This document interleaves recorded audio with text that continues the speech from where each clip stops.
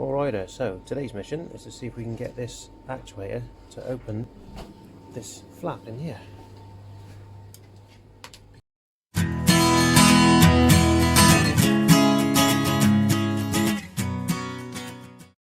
Because in here I've got I didn't want to put any handles or anything on it, so I had to find some way of opening it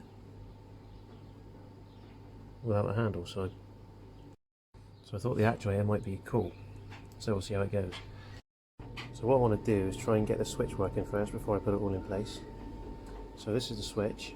It's a 6-pole jobber, and what I've read is that you've got to cross the poles over, so link them like that, earth to earth, corner to corner, and then live to live, corner to corner, and then the 2 poles on here, or the 2 wires on the actuator, go to the middle ones.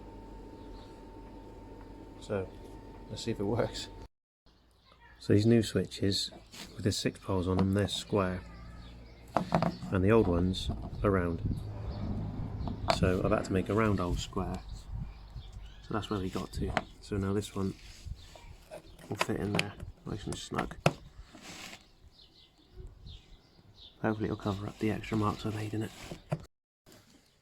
Here we are then, I've run the wires through. So looks a bit messy, but you get the idea.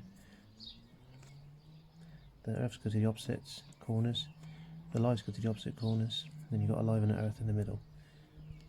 And this is where I think it's going to go, roughly. And she's all powered up, she works. She's a little honey.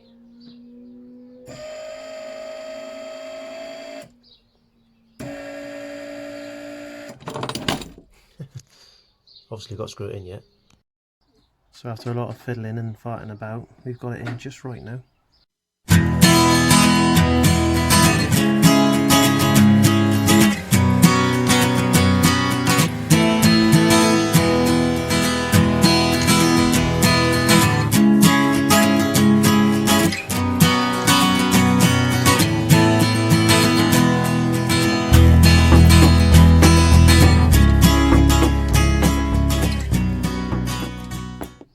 There's enough room in there now so I can get the nozzle in to fill up the diesel.